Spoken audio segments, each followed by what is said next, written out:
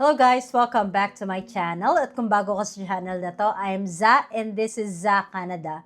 Well, today we are going to talk about a new topic and it is called maintained status. Ano nga ba ibig sabihin ng maintained status? Wag alis.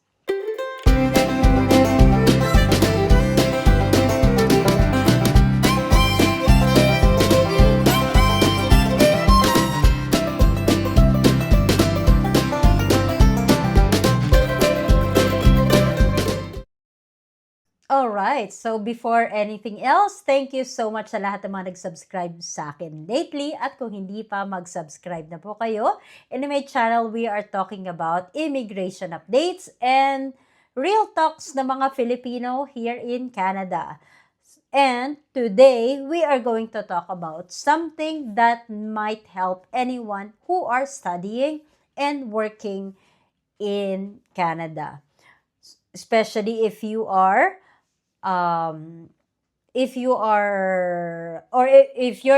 status is about to expire, yung mga may previous or may postgraduate work permit before, or yung mga naka-study permit before, or yung mga naka-close work permit or open work permit. So depende sa permit na ina-apply mo.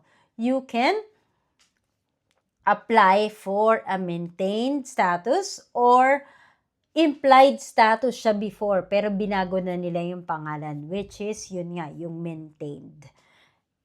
So, ano nga ba si maintained status? Si maintained status is when you apply to extend your permit before it expires. So, let's say for example, if your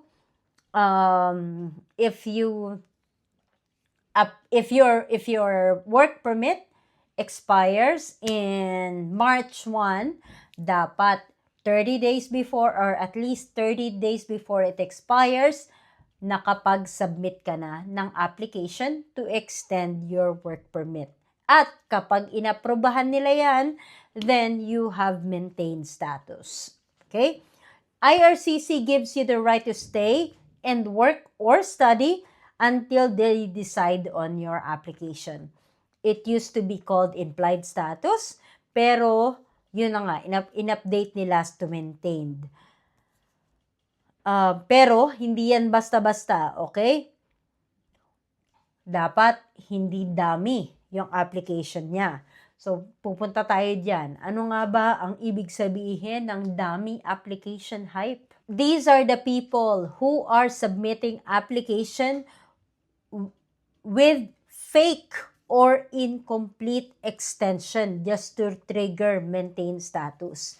Bakit ba natitrigger si maintained status? Kasi once you submit an application to IRCC and you receive a confirmation letter that we received your application and this is your file number, you can use that.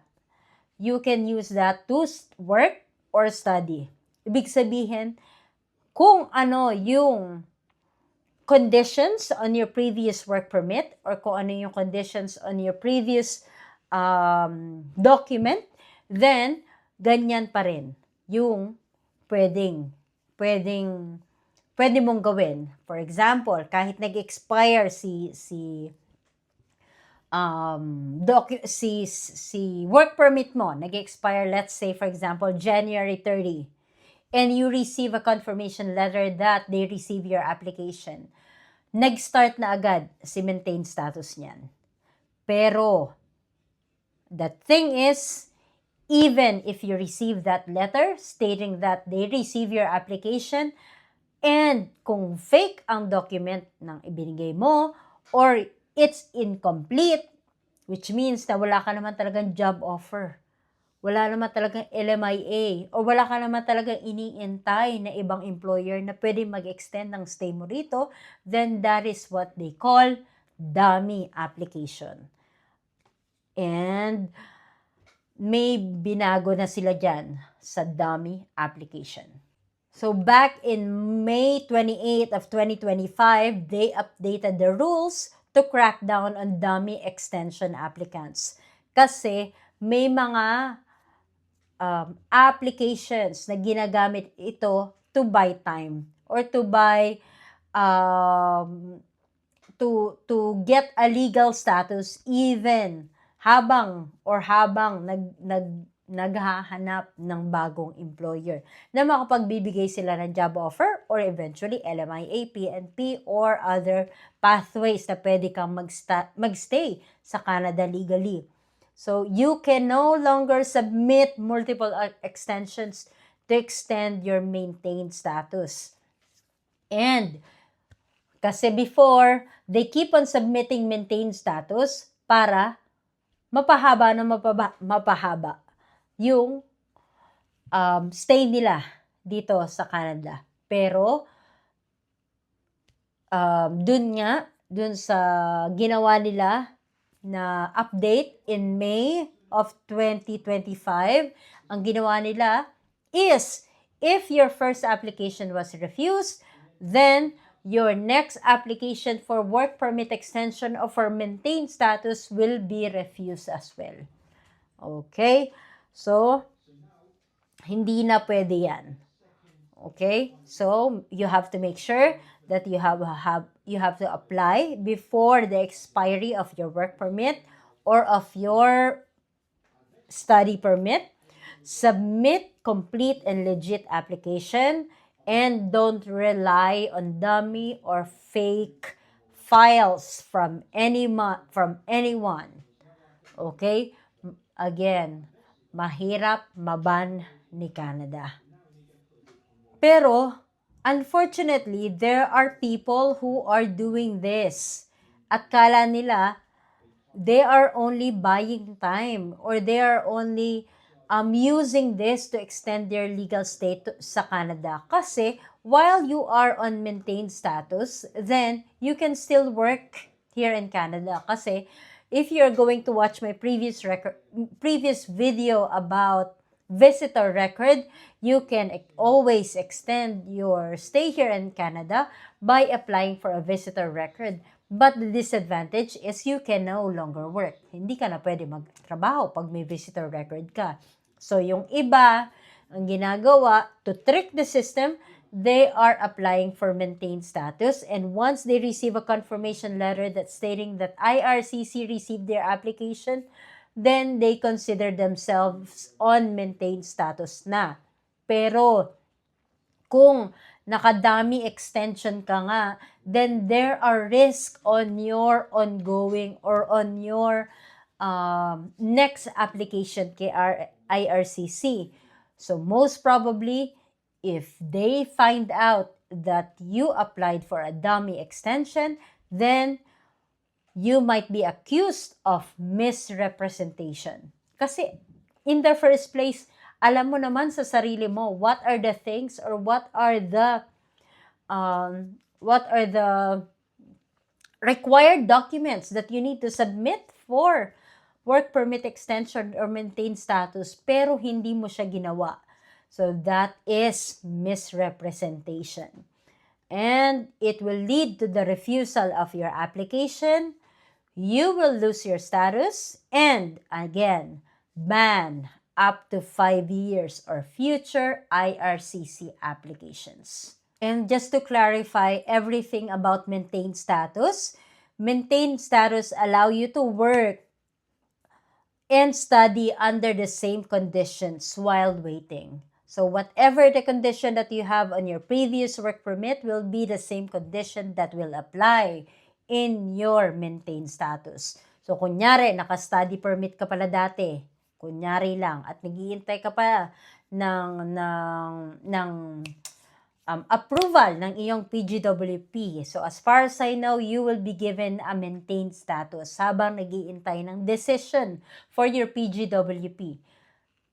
Since your study permit only allows you to work 20 hours, then kay maintained status, 20 hours lang rin siya. Same goes with closed work permit.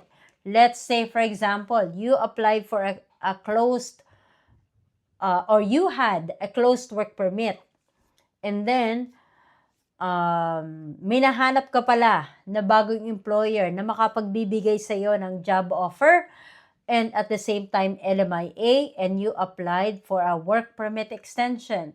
Since you had a closed work permit before that is tied with your previous employer, then hindi ka pa pwedeng mag-work kay bagong employer. Okay? So these are just examples. And if your application is returned or incomplete, it's like it's never existed and you lose your maintained status retroactively. Okay? And if you leave Canada while you are on maintained status, for example, naka-maintained status ka, nag-end na yung work permit mo kay previous employer, and suddenly you had a family emergency and you went back to your home country under your maintained status, then your status ends immediately. In short, kailangan mo mag-apply ng bagong visa para makabalik kay Canada. So it's either you wait for the stamp or the passport stamp again on your passport para magkaroon or makapasok ulit kay Canada or dito sa Canada. So what should you do? So if you are this person na mag-e-expire na ang kanilang study permit, work permit, then you have to make sure that you send your extension on time. So submit your application before the expiry of your work permit status. Kasi kapag inintay mong mag-expire si work permit mo, then hindi na maintained status ang kailangan mong applyan. Ang kailangan mo na is restoration of status. And you can always go back to my previous video. I talk about restoration. And these are for those people who lose their status immediately. At kapag na-lose mo yung status mo, you have to stop working immediately. Okay? So make sure all your requirements are complete. Again, avoid misrepresentation. So don't use tricks or focus on legit applications.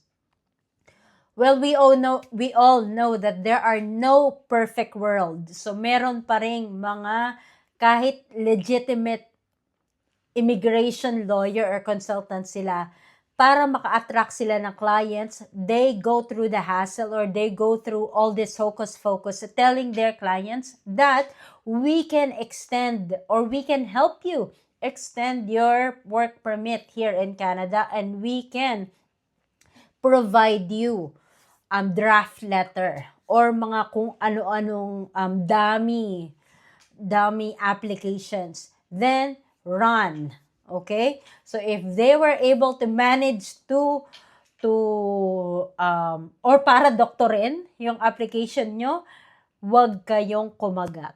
Okay? Wag nyo nang gawin. So once again, matakot kayo sa misrepresentation.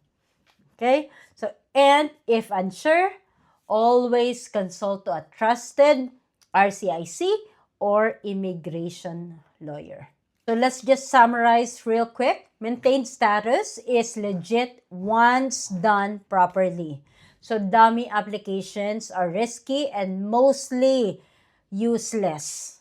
Okay? Wag nyo nang gawin. So IRCC changed rules to stop loopholes and be honest, be strategic, and protect your future.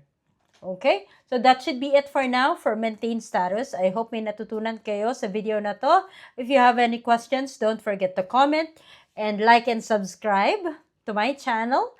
At laging tatandaan, hindi kailangan maraming pera, basta may peace of mind. Thank you for watching. Until next time. Bye-bye.